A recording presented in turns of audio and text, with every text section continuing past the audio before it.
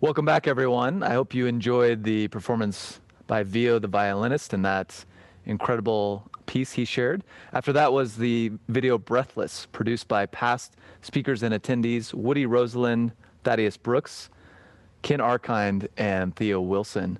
We're going to move right back into the program with an important conversation. Colorado started out in March with amongst the highest number of COVID-19 cases, and since then the state has worked hard to bring them down. I'm joined by the founder of GeoSpiza, Sarah Tuneberg, who was called by the governor earlier this year to lead Colorado's coronavirus innovation response team. Sarah, it's a pleasure to have you with us today.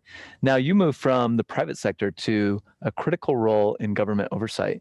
Tell us about what's been most eye-opening so far. I did. So after a career in emergency management and public health, I co-founded a company that worked with very large companies to help them manage and plan for climate change and really manage their climate risk and reduce it. And so moving into this role in the government has been incredibly interesting because I feel like my learning has really gone full circle. In my role in GeoSpiza, leading that team and working with our customers, we were always striving towards resilience. We were helping them have more resilient supply chains, more resilient revenue models. And I had this sort of idea that perhaps resilience and efficiency were two sides of the same coin. And in my new role at the state working on COVID, I've really seen that manifest. And I've seen it come really full circle. I've seen it on the private sector side and now seen how it really affects government and our taxpayers and all of us. That's interesting. I'd love to hone in on that trade-off a bit more. So what's a specific example of how efficiency can actually make us less resilient? So, one of the most interesting examples that I've seen specifically in COVID is that in March, as we started experiencing more and more disease, we had huge disruptions in our meat processing capabilities. So, in meat processing facilities, people work very, very close together. Good for efficiency, not great for disease transmission. Well, actually, really great for disease transmission, but that's not what we want. And so in the early days of COVID, people were working very close together in meat processing facilities, and we had our first series of outbreaks in the United States. And the system of factory farming that makes the meat we eat is so efficient that any hitch or any sort of slowdown, as we saw because plants had to close because they had outbreaks, backs up the entire system. And in Colorado, and again, states across the Midwest and West, we saw huge numbers of animals being unable to be moved into that processing capacity, not enough room on farms and ranches. And those animals in the tens of thousands had to be slaughtered. And it was doubly terrible because it was a time when millions of people were losing their jobs because of COVID and going to food banks. And we had all of this excess capacity in our meat system. And then taxpayers had to fund the disposal of all of those carcasses. So the system that was so efficient couldn't absorb any of the shock or slack. And it became hugely problematic. Yeah, that's really devastating in a lot of ways. Why do companies and individuals really struggle to understand this need for resiliency? I mean, is it the long-term aspect of it? I mean, why don't we do a better job when it comes to this trade-off?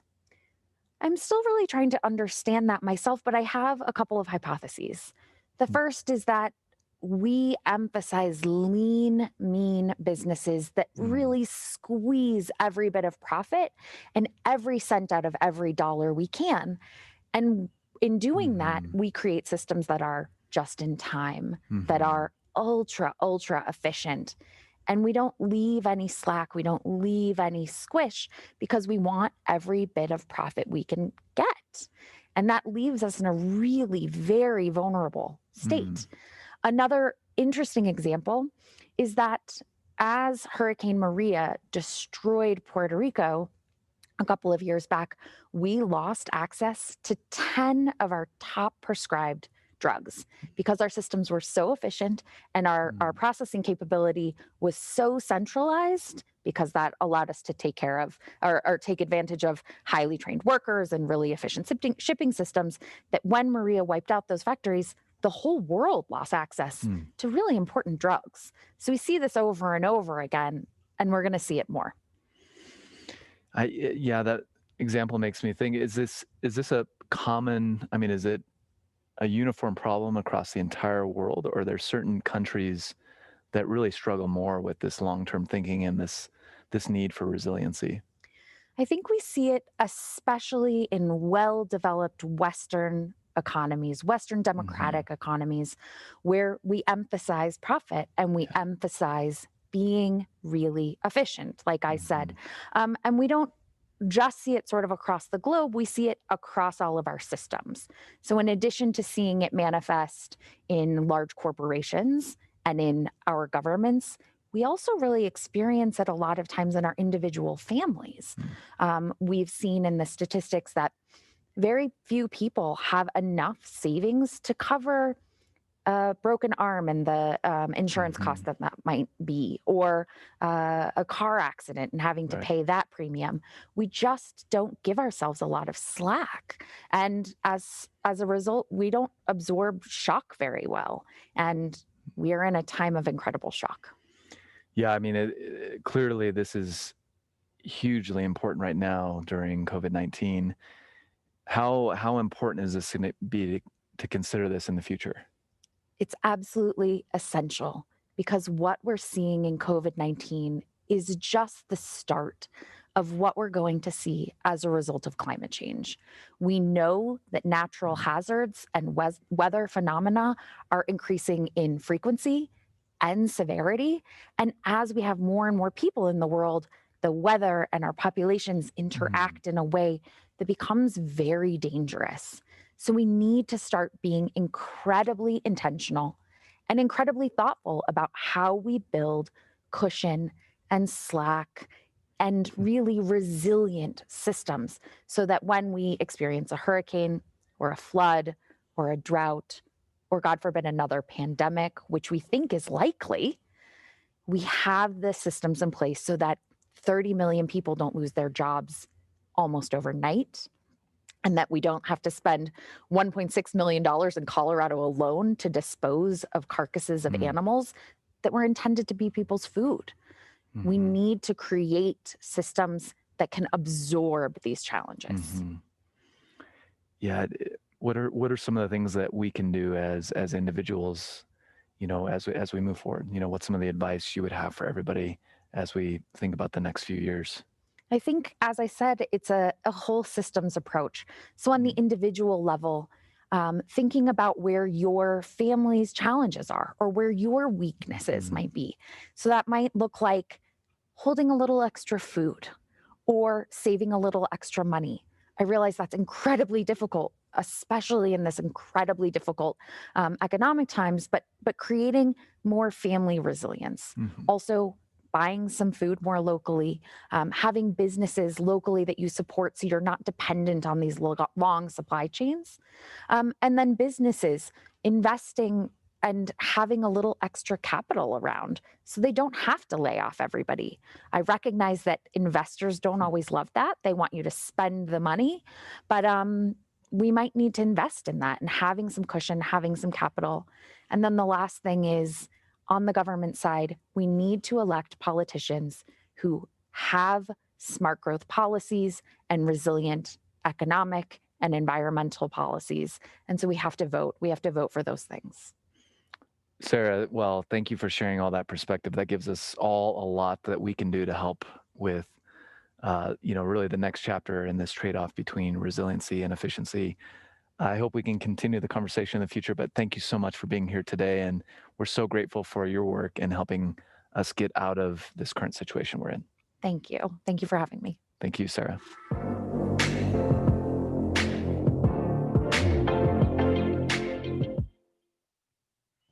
This is our 24th event in just the last 10 years, which requires extraordinary partners to do that. And I want to thank a couple of our key partners once again. Thank you to FEMA for collaborating with us on their virtual exhibit, which showcases the work they do before, during, and after disasters. Thank you once again to FEMA. And I want to acknowledge our presenting partner, Health One. This is the largest multifaceted healthcare system in the Denver metro area With 11,000 employees, they're one of the largest corporate philanthropists across the city, with 6 acute care hospitals, the Rocky Mountain Hospital for Children, several urgent care clinics, and numerous physician practices around the city. Thank you to Health One for all you do and for supporting today's Rise event. TEDxMileHigh has 85 million views of its videos in just the last 3 years. We're working to grow our impact and have meaningful and lasting change over decades into the future. We're also looking for a few new strategic partners. If you want to financially contribute to a cultural organization and align your brand with leadership, community, and innovation, this is an extraordinary way to do it. To learn more about partnering with TEDxMileHigh, please reach out to me at jeremy@TEDxMileHigh.com. Our next presenter is a two-time Women of the World Slam champion, the 2011 National Poetry Slam champion, and the author of 4 books. Here is Dominique Christina.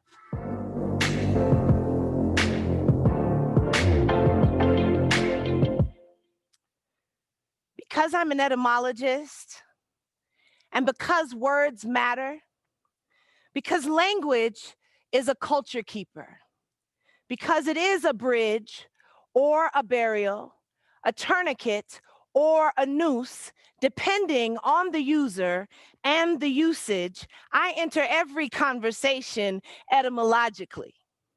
And since etymology is to study the origin of a word, its history, if you will. And since history is fastened to politics and philosophy, I enter every conversation listening for the origin story of both the speaker and that which is spoken.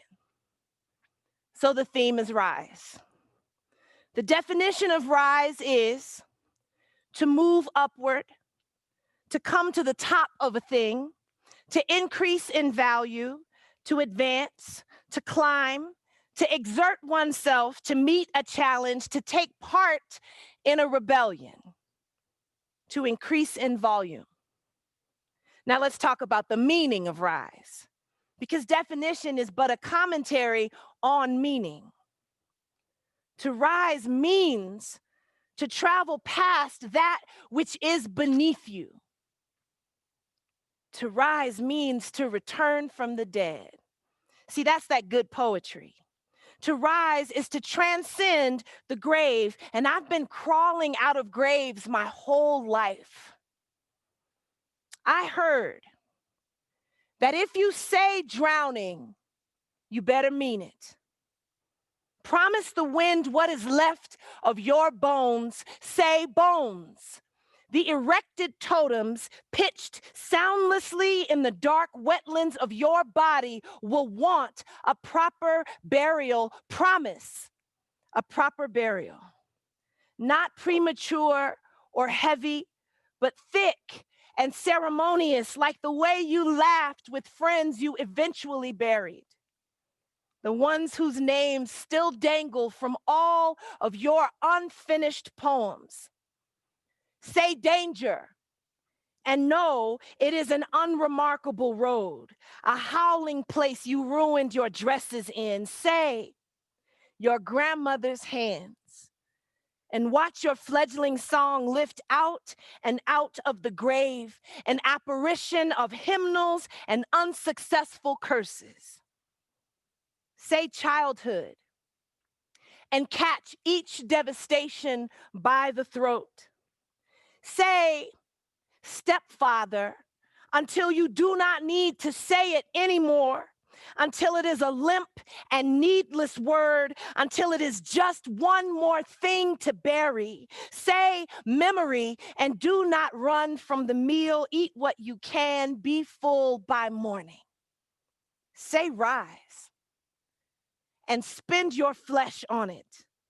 Pull the slow tendrils of girlishness from each padlocked room you made a home in. Pirouette the sun if you feel like it. Let the sky be what it is. Soft, persistent halo, ready to turn mistakes to hummingbirds. Say wings, say amen, say miracle, say possible. say stretch, say reach, say try, say win, say I fell down, but I got up. Say I borrow from the lineage of Lazarus. Say there are miracles only I can perform. Say the only thing that is relevant about any crucifixion is the resurrection after. Say, I fairly sizzle with zeal and enthusiasm to do the things that can only be done by me. Say that. Say this. Say, the body is the algebraic precision of prayer. Say God if it suits you and hear your own name echoing back. Do you remember what it felt like to be born? To suffer the body for the sake of a dance? Say dance then. Say never again or say forever, and then plant your seeds, bury your dead, sing what songs you know, tell the earth how plural you are, how fertile the soil of your heart. Say heart, dear heart, red, red, remarkable Colosseum heart, has there ever been anything that could keep you from rising again and again and again? I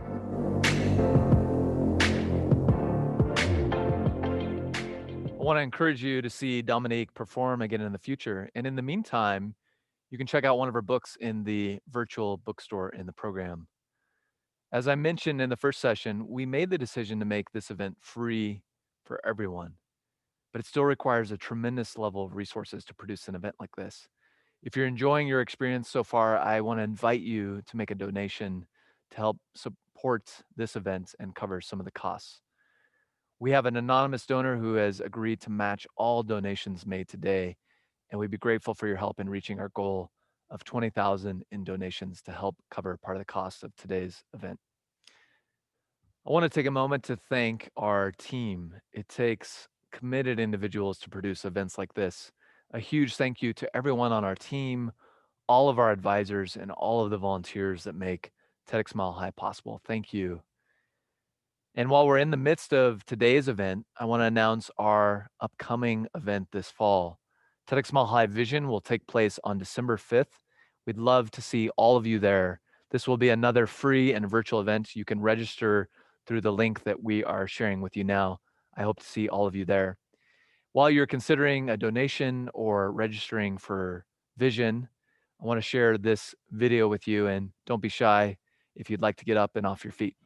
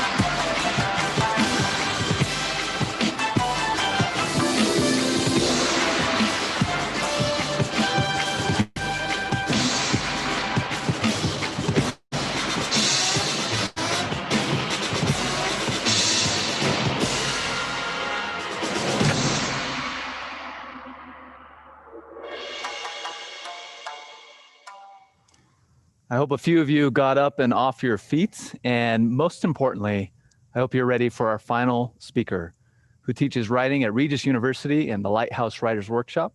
He's also a podcast host and the creator and author of 2 graphic novels, including The Burning Metronome. Here is, to finish the night, R. Allen Brooks.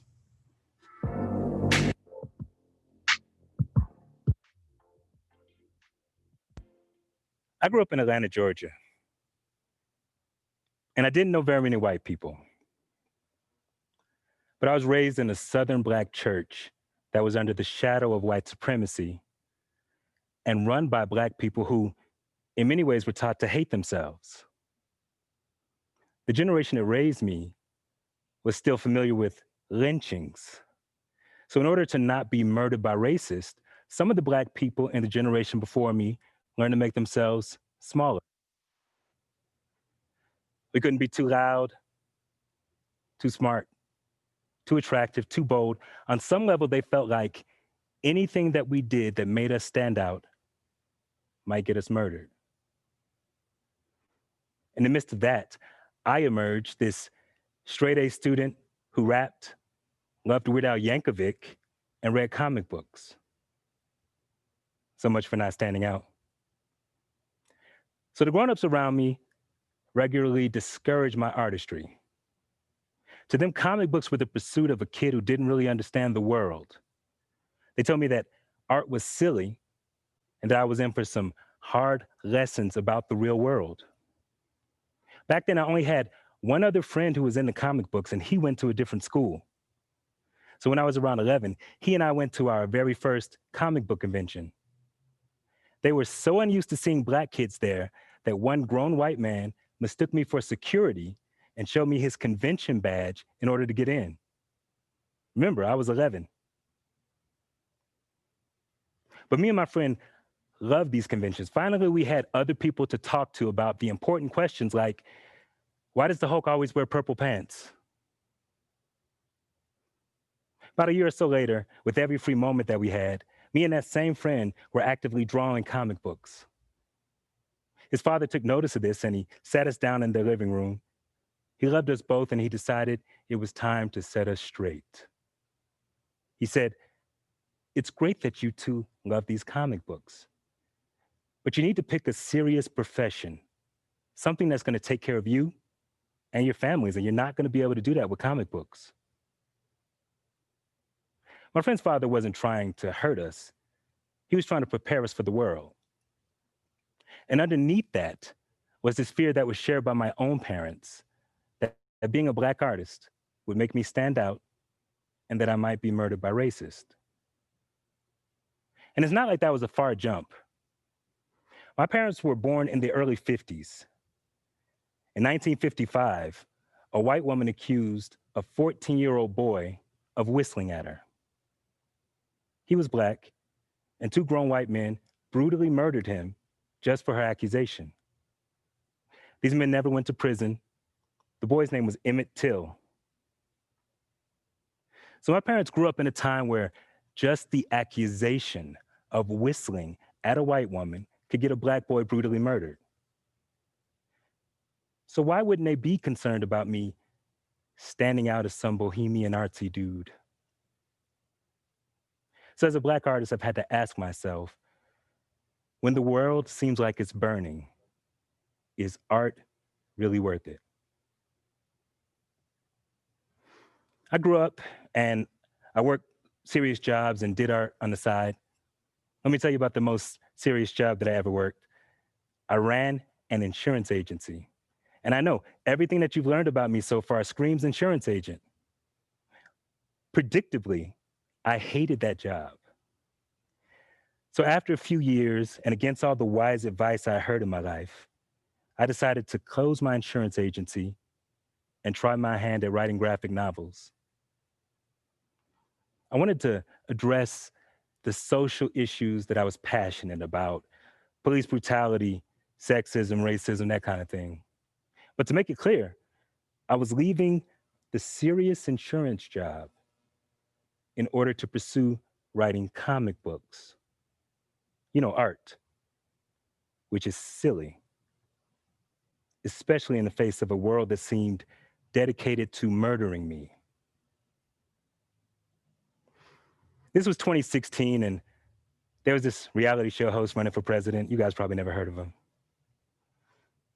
But there were all these disturbing things arising in the world. Nazis are feeling bolder. People were feeling less shame about their racism. Hate crimes were rising.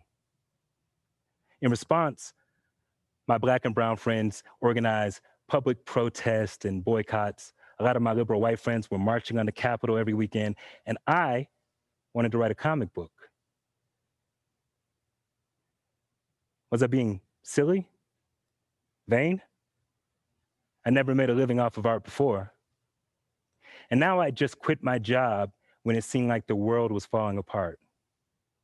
Art is silly, right? I struggled with this for a while, so I took a month to travel in the UK for the first time. I was nervous about this trip because I was traveling alone, and I didn't know how people in these countries felt about Black people. But I went to Berlin, Prague, Budapest, and this tiny British town called Melksham. In Berlin, I sat down with the owner of the biggest comic book store chain there, and we talked about how, as a kid, his favorite hero was Captain America. But certain issues of that comic book he never got to read as a kid because Captain America was fighting Nazis in those books, and nothing with Nazis was allowed in Germany, even if they were getting beat up. So let's think about that for a moment. In Germany, Nazis were banished from everything. While here in the States, we've erected statues to Confederates who betrayed our country. Anyway, I thought about this man, this comic book fan who grew up in Germany but fell in love with the story of an American icon. And I realized a well-written comic book or graphic novel could reach someone all the way across the world. And I thought about revolution, how whenever society needs to change, that change is inspired, at least in part, by the artist. Thought about how dictators and despots regularly murder and discredit artists. Hitler's people came up with a term specifically to discredit artists: degenerate art. They were burning books and paintings. But why? Why were the leaders of the Nazi Party dedicating their attention to destroying art? If art really has no power, if it's really a silly waste of time, then why are dictators afraid of it? Why were Nazis burning books and paintings? Why was McCarthy so dedicated to blacklisting artists in the 1950s? Why was Stalin's government so focused on censoring artists in Russia? Because art scares dictators. Because they understood something that I've been struggling to understand my entire life. Art is powerful. Art is important. Art can change hearts and minds all the way across the world.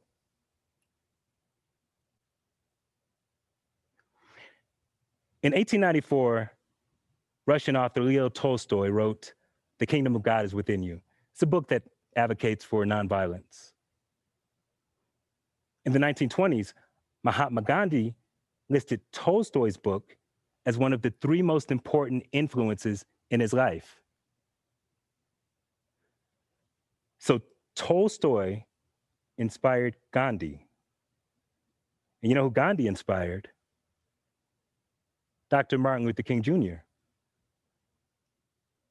So how would the civil rights movement in America have changed if Tolstoy had never written his book? Would I even be here talking to you now? Tolstoy's book made real changes in the world by inspiring people. During the civil rights struggle, Black people would stand hand in hand as police and dogs attacked us. And we'd sing gospel songs. Those songs, that art, inspired these people, and it helped them make it through. Activism is how we change the world. And there are different ways to engage in activism. And for me, that way is art. So I came back to the States and I wrote about all those issues that I mentioned before, the police brutality, the sexism, the racism. Honestly, I didn't know how the world was going to receive it from me. I just knew that I was tired of giving my life to things that I didn't care about. So I hired a comic book artist. I ran a Kickstarter campaign. And my graphic novel became The Burning Metronome.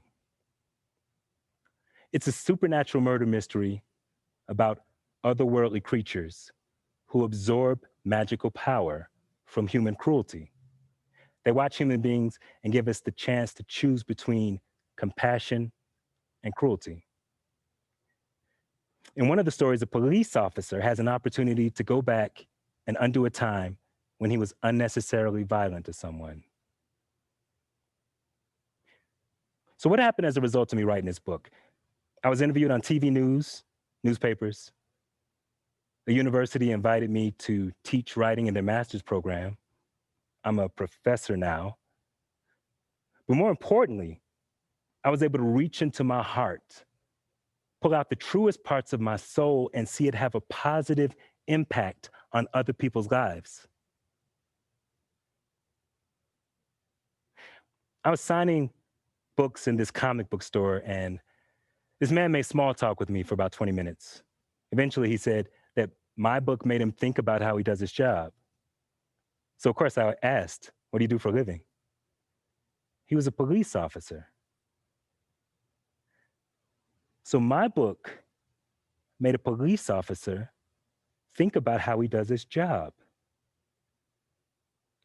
That never happened when I sold insurance. I write comic books and graphic novels for a living now. I'm a full-time artist. If I hadn't written that book, none of you would be listening to me right now. And listen, my parents weren't wrong to warn me about the lethal tendencies of this country. Just last year, a white supremacist sent me death threats over a book that I hadn't even finished writing yet.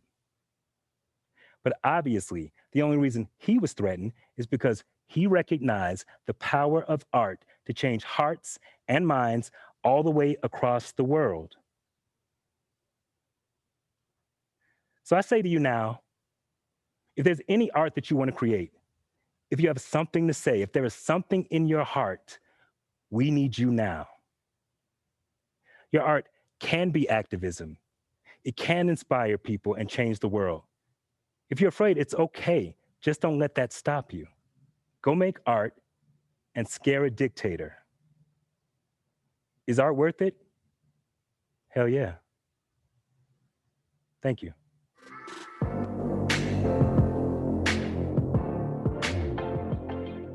Well, that marks the end of the event. Before we give our speakers one final round of applause, I want to thank you for joining us for our first ever virtual event. The speakers shared their ideas, their stories, and how they rise. What's one element from today that you want to take with you into the future? And with that, let's give our speakers one final round of applause. Thank you to each of you for the extraordinary ideas you shared today. And all of you watching from home, thank you so much for joining us and being a part of our first ever virtual event. Thank you and good night.